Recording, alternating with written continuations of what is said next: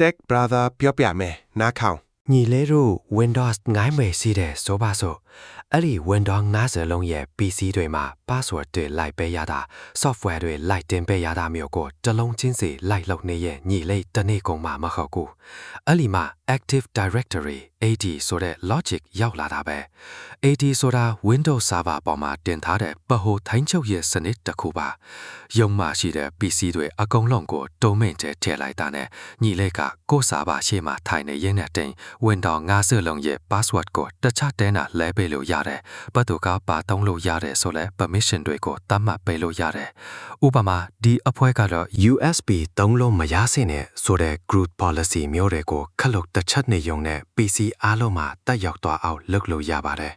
Senior ID တက်ရောက်ထက်ချင်းရင်ဒီလိုဗဟိုကနေစနစ်တကျစီမံတတ်တဲ့ logic ကိုပိုင်းနိုင်ထားရမယ်